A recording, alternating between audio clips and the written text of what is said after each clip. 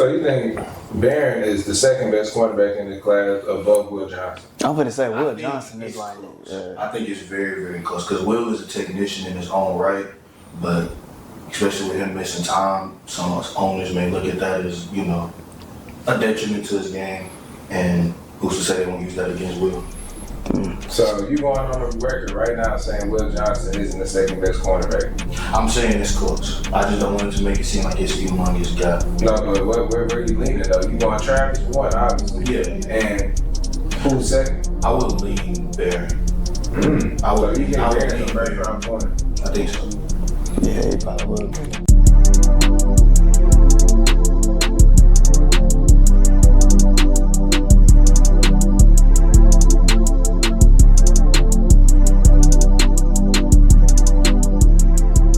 So we have our talks about the Travis Hunters, the Cam Wards, all the top prospects. Do you guys think there are any prospects that have flown under the radar this draft process? Anybody that stands out to you guys? I think a diamond in the rough is by far the quarterback from Louisville, Tyler Shuck. For starters, I know his a lot of why his draft stock is in the college what it is because he's 25 years old. He came into college with us. He's a seasoned prospect. I can say that. Who would you compare him to?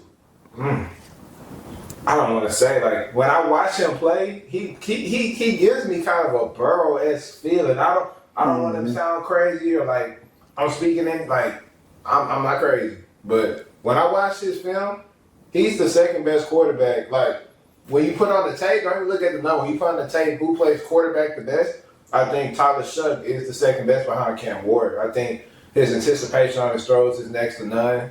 Or next level. I think he ran 4.63 at the combine, which is good speed for a 6'5", 225 pocket passer. Damn. Threw for 23 touchdowns, only 6 interceptions in a pro-style offense at Louisville. I mean, he had his weapons, of course, Ja'Cory Brooks. I hope I'm saying his name right.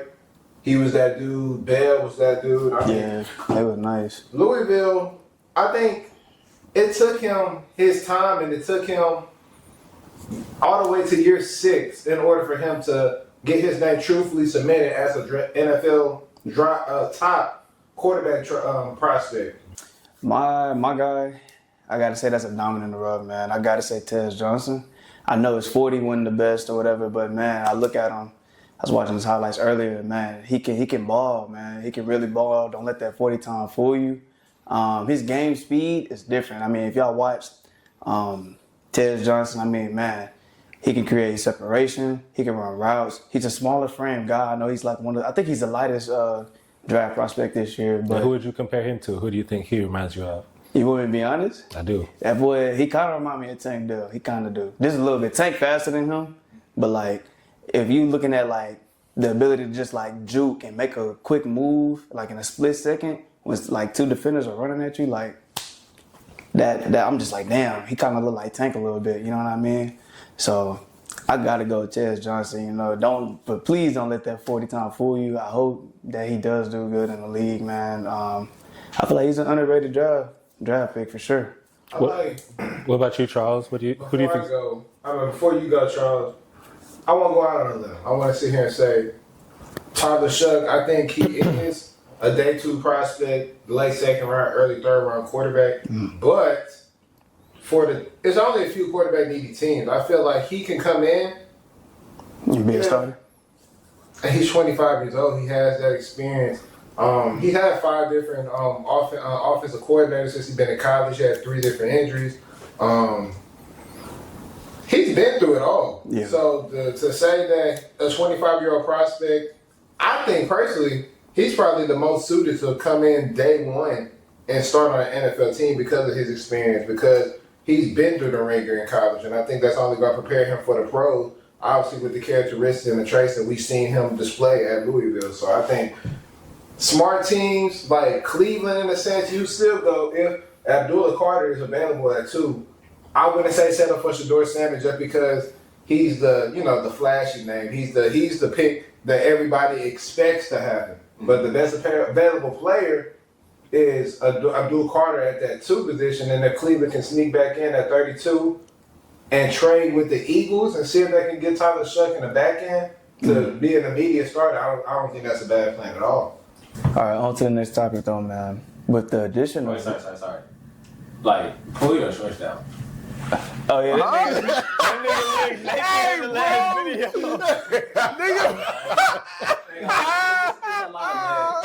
Like, nigga in the last video.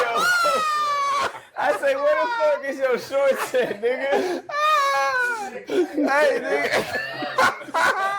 Damn. I think for me, I'm gonna shine a little light on the defensive side of the ball. I know Travis Hunter is the unicorn that we expected to be, but I mess with Jade Barron, man. Oh yeah, most definitely. He nice. From UT. He nice. I mean, double-digit pass deflections, 5 interceptions. I mean, if you turn on the tape, you see why he was one of the finalists for the best DB in the league or in college. He's a ball hawk. He kind of reminds me, honestly, and I know that he plays corner and this comparison is of a safety, but he kind of reminds me of Caleb Bullock, just his ability to fly around the ball, be around all the time. Yeah. Similar playmaking abilities to Caleb Downs for those that want to compare him to people in the college landscape. He's a physical dude, but he's active all around the field. He can cover from sideline to sideline, numbers to numbers. He isn't afraid to get inside that gap and help out in the run game. And what impresses me the most about him is just how on a field full of amazing talent. I mean, we've seen it when they went up against Ohio State in the college semifinals. And this man was able to make a name for himself and pop out on the screen on multiple occasions. And I think that's very, very hard to do in general. But on the defensive side of the ball, that's even more incredible when you're going up against the likes of the Mika Ibukas, the Jeremiah Smiths, you know what I'm saying, the elite level of talent that Ohio State has. Just being able to make a name for yourself on that type of landscape, I feel like he can translate that to the NFL most definitely. And while there is not that many players ahead of him, because he is that elite, I feel like he'll definitely be someone that could potentially slip. That way others could take full advantage of his assets and his capabilities. So a question that I have for you, where do you think he's ranked amongst the quarterbacks in the draft class? The corners? Yeah. Because you said he's a corner. Mm-hmm. Oh yeah, Jade Brown. Yeah, he played with Texas. He's nice. I can call it. He's obviously ranked 7, huh? Yes. Number 7. Yeah, I think he's like number 7, He's number 5. obviously ranked very Nah, high, number 7. but I just don't want teams to kind of think that there's a humongous gap between him and Travis Hunter. Travis Hunter is a unicorn, but who's to say that if Travis Hunter played on one side of the ball, there might not be a battle for which DB gets picked up first. So you think Barron is the second best cornerback in the class above Will Johnson? I'm gonna say I Will think Johnson is it's like. close. I think it's very, very close because Will is a technician in his own right, but especially with him missing time, some owners may look at that as, you know, a detriment to his game, and who's to say they won't use that against Will? So you going on the record right now saying Will Johnson isn't the second best cornerback? I'm saying it's close. I just don't want it to make it seem like it's a humongous gap. No, but where are you leaning though? You going Travis 1, obviously. Yeah. And who's second? I would lean Barron. I would- so you think I would Barron's a lean first round corner? I think so. Yeah, he probably would be. So on the flip side of things, my next question for y'all would be, who's being overlooked but could probably make an immediate impact on the team? Tyler Shuck. Hey, overlooked. Damn. Overlooked today. I mean, shoot. I don't want to sound like I'm being repetitive, but I mean, I say that for him, he's coming in seasoned. He's 25 years old. So I think his draft stock is taking a hit strictly off of his age factor. And obviously, he had a create interest in college. But I think he can come in and immediately start. Like, maybe. You know how it is coming in as a rookie, play your have a quarterback play about 2 to 3 games in a sense, let him learn under him, and then kind of throw him out there. You know when the season isn't really up for grabs in a sense. But I feel like Tyler Shuck is that guy. I feel like the experience he had at Louisville. I mean, he's a mobile quarterback, 6'5" guy. I mean that guy, he's the truth. Like if you watch his film compared to Shedeur Sanders, compared to Jackson Dart, compared to I don't even want to say Milrose and No, we're not even gonna mention him. And there's no disrespect to Miro. I think Miro could be a decent price. I mean, he could be a decent player in the league with the right coaching, and if he find the system. And we didn't believe in Jalen Hurts, and now he's a Super Bowl champion. So I'm never gonna write off any type of prospect as we speak, like too early. But it's Tyler Shutt for me. He's gonna come in immediately and start on the team. Once they give him the chance, I don't think he's gonna relinquish those duties. I think he might not necessarily go to a team that's QB needing.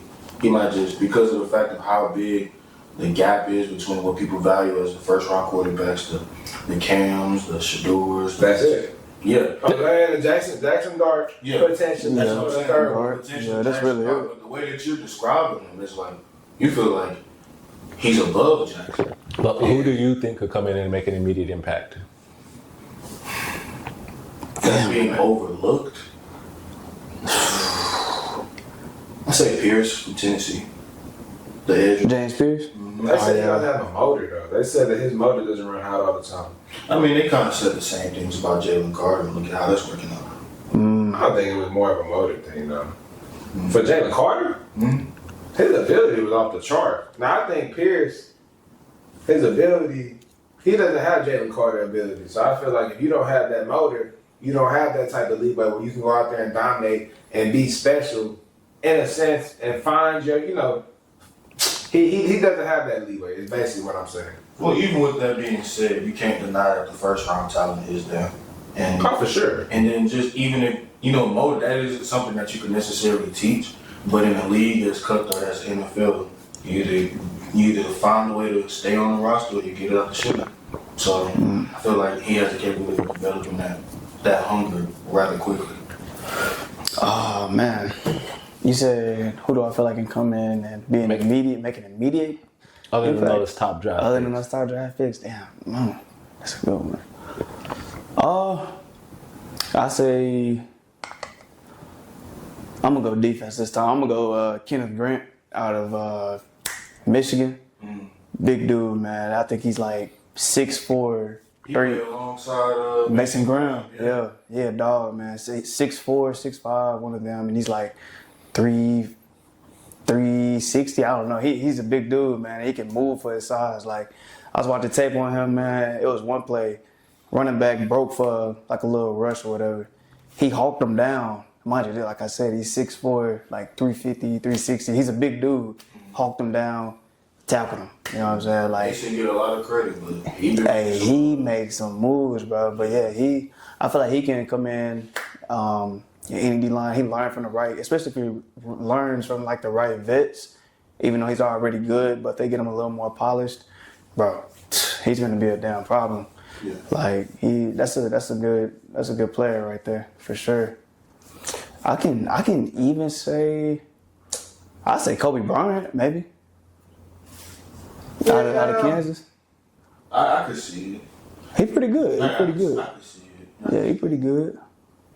I think this year may have given him a little bit of a batter because of how overrated Kansas was at the beginning of the year, but he's still one of them ones. Yeah, he was pretty good.